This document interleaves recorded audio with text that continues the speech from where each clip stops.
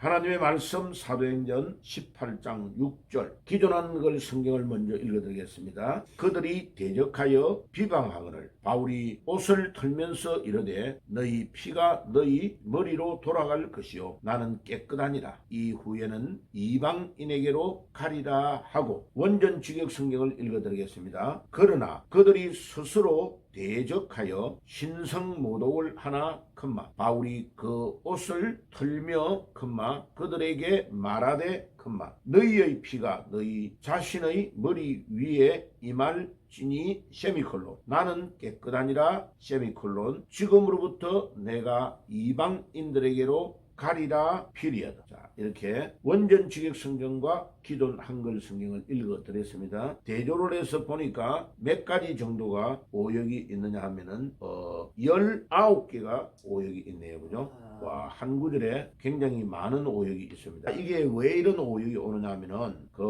기존 한글 성경은 알렉산드리아판이라는 천주교가 가지고 있는 사본에서 중국과 일본으로 번역된 것을 한국말로 옛날에 어른들이 번역을 했기 때문에 그래요.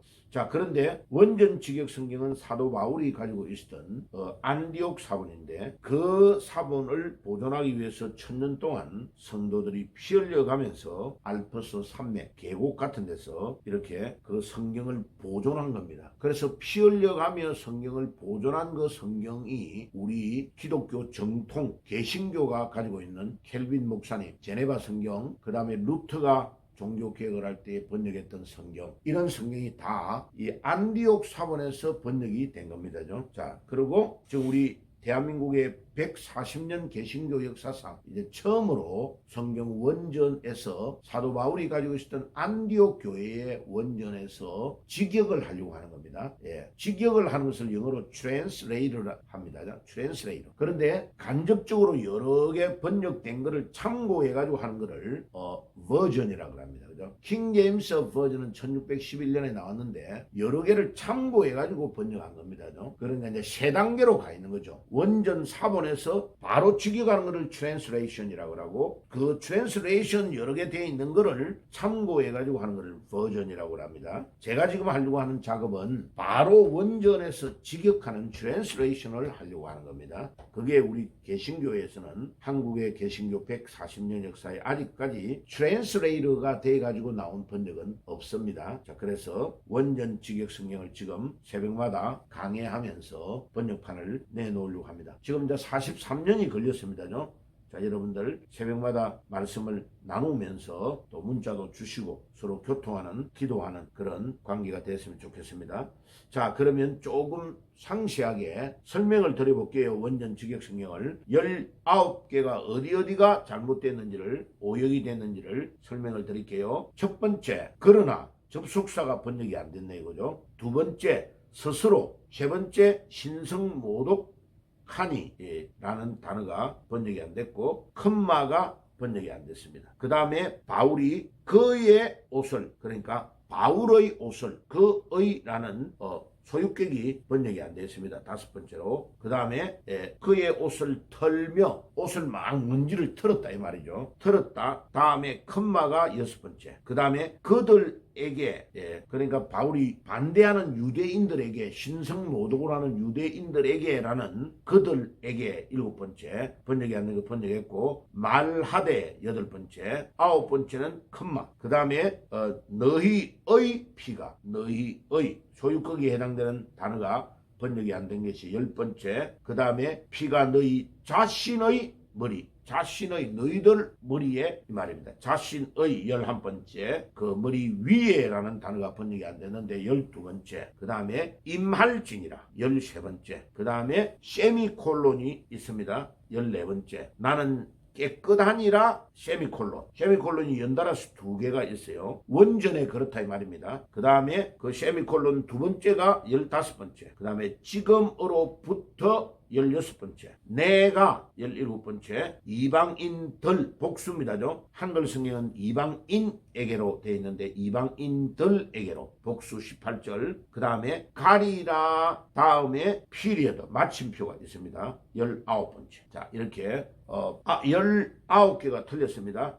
총 정리해서 말씀을 드릴게요. 첫 번째, 그러나. 두 번째 스스로, 세 번째 신성모독을 하나, 네 번째 컴마, 다섯 번째 그의, 여섯 번째 컴마, 일곱 번째 그들에게, 여덟 번째 말하되, 아홉 번째 컴마, 그 다음에 열 번째 너희의, 의자입니다. 그 다음에 11번째 자신의, 12번째 위에, 13번째 이말지니, 14번째 세미콜론, 15번째 두 번째 깨끗하니라 다음에 세미콜론, 16번째 지금으로부터, 그 다음에 17번째 내가, 18번째 이방인들 복수들, 18번째가 덜이라는 복수입니다. 그 다음에 마지막에 마침표 19번째, 이렇게 19가지가 오역이 나온 것을 총정리했고, 자 그러면 강해를 해볼게요.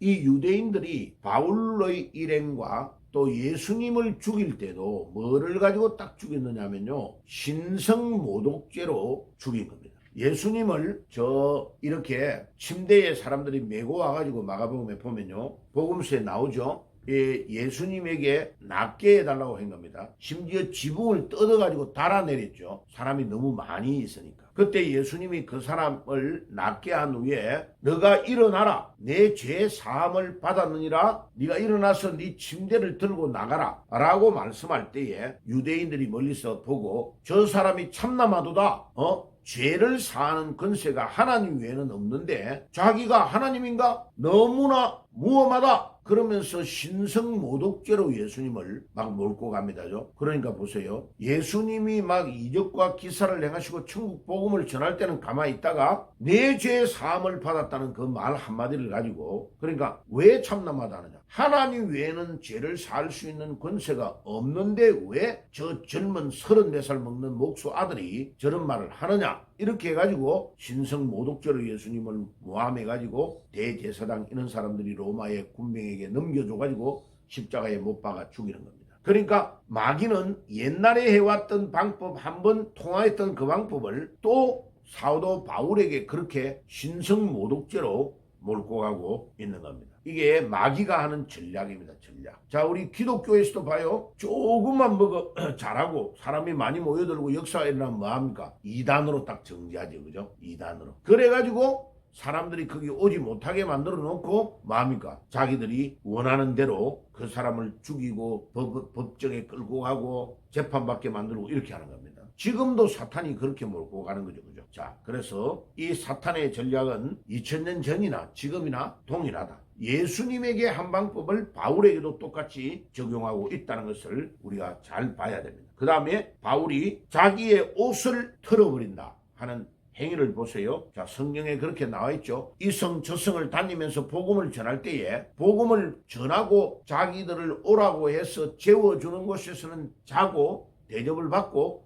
나오라 그런 거죠. 그런데 복음을 전하는데 그 복음을 받지 않으면 그 성을 떠날 때에 발에 옷에 묻었던 먼지를 털어버리라. 그 말이 무슨 말이에요? 바울이 말하고 있죠. 나는 깨끗하다. 그러잖아. 깨끗하다. 털어버린단 말이 무슨 말이에요? 내가 너희들에게 복음을 다 전했으니까 나에게 정인이다. 나의 정인. 복음을 전했다. 복음을 전하니까 그 복음이 계속해서 너희에게 증거가 되는 것이다. 그래서 나는 너희들의 피에 깨끗하다. 왜? 복음을 받아들이지 아니해서 지옥 가는 것은 이제는 너희들의 책임이라는 거예요. 내가 복음을 담대하게 다 전해줬다 이거예요. 예수님이 어떤 분이고 하나님은 어떤 분이고 다 전해줬다 이거예요. 그런데 그 복음을 받아들이지 않고 신성모독죄로 몰고 가는 것은 바울이 내 자신에게는 잘못함이 없다 하고 옷에 먼지를 털어버리면서 나는 깨끗하다고 바울이 선포하고 있는 것입니다. 그래서 그 중간에 보세요. 너희의 피가 너희 자신의 머리 위에 임할지니라. 이거 엄청나게 무서운 말씀입니다. 그래 에스겔서에 보세요. 하나님이 우리를 파수꾼으로 세워놨다는 거예요. 그런데 우리 성도들이 파수꾼인데 파수꾼이 잠을 자고 나팔을 불지 않으면 문제가 있지만 파수꾼이 나팔을 불면 파수꾼에게 잘못이 있는 것이 아니고 그 나팔 소리를 듣고도 전쟁에 대비 안 해서 죽으면 그 피가 그 자신의 머리 위로 돌아갈 것이다 라고 말씀한 그것과 똑같은 원리로 바울이 복음을 전하고 있는 겁니다. 우리가 때를 얻든지 못 얻든지 복음을 전하는 것은 우리의 책임이다. 그러나 복음을 듣고도 그 말씀을 받아가지고 순종하지 아니하고 지옥으로 가는 것은 파수꾼의 잘못함이 없다. 그래서 우리는 바울처럼 어디를 가든지 복음을 전해야 될 사명이 우리에게 있는 것이다 하는 것을 말해주는 겁니다. 마지막에 보세요. 지금으로부터 내가 이방인들에게도 가리라. 이제 유대인들에게 아무리 말해도 유대인들이 말 안 듣고 계속해서 거역하며 바울의 일행을 신성모독죄로 몰고 가니까 이제는 우리는 이방인에게로 가서 복음을 전할 거다라고 선포하고 있는 것입니다. 오늘도 우리가 이 말씀을 붙잡고 주님, 우리도 바울처럼 때를 얻든지 못 얻든지 우리 사명을 감당하고 복음을 전하고 복음을 받아들이고 받아들이지 않느냐는 것은 그 사람의 머리에 그 사람의 피가 돌아간다는 것을 알고 우리가 이 말씀의 구절을 깊이 명심하고 오늘도 승리하는 하루가 되어야 되겠습니다. 기도하겠습니다. 주님 감사합니다. 오늘도 사도행전 18장 6절에 그러나 그들이 스스로 대적하여 신성모독을 하나 바울이 그의 옷을 털며 그들에게 말하되 너희의 피가 너희 자신의 머리 위에 임할지니 나는 깨끗하니라. 지금으로부터 내가 이방인들에게로 가리라고 선포한 그대로 주님, 우리가 사도 바울처럼 가는 데마다 담대하게 복음을 전하게 하시고 이 복음을 전가하는 중심을 가지고 이 땅 위에 저희들이 남은 생애를 승리하며 살 수 있도록 인도해 주옵소서. 오늘 이 아침에도 이 언약의 말씀을 붙잡고 기도하며 승리하는 하루가 되게 해 주옵소서. 예수님의 이름으로 기도드리옵나이다. 아멘.